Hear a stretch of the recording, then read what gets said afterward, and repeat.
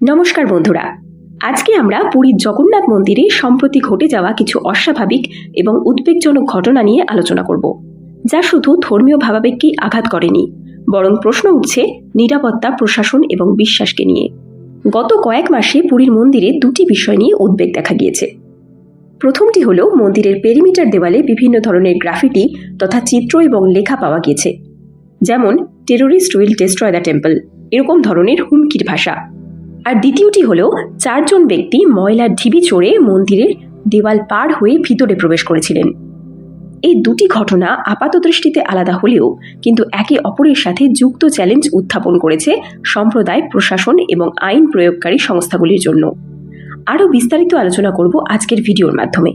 তার আগে কমেন্ট বক্সে মন থেকে লিখে দিন জয় জগন্নাথ, আর হিন্দু পুরাণ অফিসিয়াল চ্যানেলটিকে সাবস্ক্রাইব করে আমাদের পাশে থাকুন।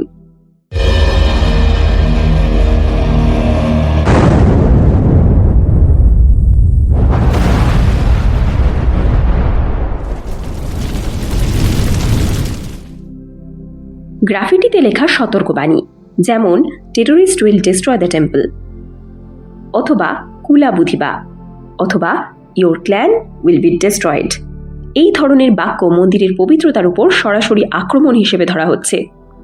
পাশাপাশি ওই দেওয়ালে প্রাইম মিনিস্টার মোদির নাম এবং ফোন নম্বরও লেখা ছিল, কল করুন নির্দেশ সহ, যা অনেকেই বলছেন উদ্দেশ্য প্রণোদিত উত্তেজনা তৈরি করার জন্য এটি একটি উপায়।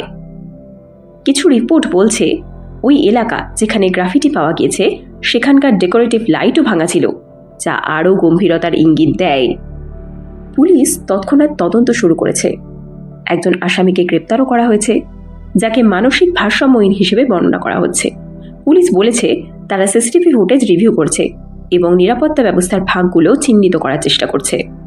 এই ধরনের ঘটনা ভক্তদের মনে একটা ভীতির বাতাবরণ তৈরি করছে, কারণ একটি পবিত্র স্থলে এমন হুমকির লেখা যেভাবে সহজে লেখা গিয়েছে তা সিকিউরিটি ব্যবস্থার উপরেও প্রশ্ন উঠছে। দ্বিতীয় বড় ঘটনা হলো 4 জন অজ্ঞাত পরিচয় ব্যক্তি মন্দির কমপ্লেক্সের বাইরের দেওয়াল বা মেঘানাথ বেচারি পার হয়ে ভিতরে ঢুকেছে। তারা একটি বড় ময়লার ঢিবির মাধ্যমে দেওয়াল অতিক্রম করেছে। এটি একটি দুর্বল নিরাপত্তা পয়েন্ট হিসেবে স্পষ্টভাবে সামনে এসেছে, কারণ এমন স্থান যেখানে ময়লা জমেছে সেটি কেবল নোংরা ফেলার জায়গা নয়, সেটাও নিরাপত্তার জন্য একটা বড় ঝুঁকি। পরিস্থিতি গুরুতর হওয়ায় শ্রী জগন্নাথ মন্দির প্রশাসন একটি তদন্ত কমিটি গঠন করেছেন, যাতে দোষীকে চিহ্নিত করে এবং ভবিষ্যতে এমন কোনো ঘটনা রুখতে পারে তার পদক্ষেপ নেওয়া যায়। স্থানীয় প্রশাসন ইতিমধ্যেই ময়লা এবং আবর্জনা কাটানোর উপরে জোর দিচ্ছে, কারণ এই ঢিবি নিরাপত্তা ব্যবস্থারও প্রধান ফাঁক হিসেবে দাঁড়িয়েছে। এই ধরনের ঘটনা শুধু প্রশাসনিক বিষয় নয়, এটি ভক্তদের মানসিক এবং আধ্যাত্মিক অনুভূতিতেও প্রবল আঘাত হানতে পারে। ভক্তরা ভাবতে পারে যে মন্দিরটি এখন অসুরক্ষিত হয়ে গেছে, যা তাদের বিশ্বাস এবং আস্থা কমাতে পারে। প্রশাসন এবং পুলিশ বিভাগের উপরেও প্রশ্ন উঠতে পারে, কতটা সতর্ক ছিল নিরাপত্তা? সিসিটিভি কি আদৌ কাজ করছে? অপরাধ প্রতিরোধে কি পর্যাপ্ত পদক্ষেপ আদৌ নেওয়া হচ্ছে? দীর্ঘমেয়াদে পর্যটন এবং ভক্ত ভিড়েও প্রভাব পড়তে পারে, কারণ নিরাপত্তার শঙ্কা অনেককেই ভাবাতে বাধ্য করতে পারে। প্রশাসনের প্রতিক্রিয়াও যথেষ্ট গুরুত্বপূর্ণ।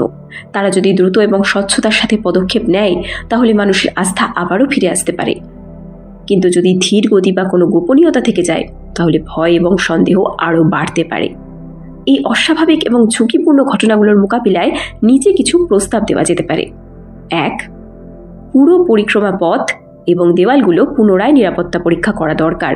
কোথায় গ্যাপ আছে, কোন জায়গায় সিসিটিভি বা নজরদারি কম, এসব চিহ্নিত করতে হবে। 2. ময়লার ঢিবি দ্রুত পরিষ্কার করার জন্য সিটি প্রশাসন এবং মন্দির প্রশাসনের মধ্যে সমন্বয় আরও বাড়ানো উচিত, যেন কেউ ঢিবি ব্যবহার করে সহজে ভিতরে প্রবেশ করতে না পারে। 3. ব্যবহৃত সিসিটিভি ক্যামেরাগুলো কার্যকর আছে কিনা, পর্যাপ্ত ক্যামেরা ইনস্টল করা আছে কিনা, এসব নিয়মিত যাচাই করতে হবে। 4. সাধারণ মানুষকে সচেতন করা উচিত। যদি তারা কোনো সন্দেহজনক লেখা বা অস্বাভাবিক কার্যকলাপ দেখেন তাহলে কিভাবে রিপোর্ট করবেন, কোন নম্বরে জানাবেন, এসব আগে থেকেই জেনে রাখা জরুরি। 5. যে কমিটি গঠন করা হয়েছে তাদের দায়িত্ব রাখতে হবে দৃষ্টান্তমূলক তদন্ত করেই দায়িত্বশীলদের বিরুদ্ধে প্রতিকারমূলক ব্যবস্থা গ্রহণ করা। 6.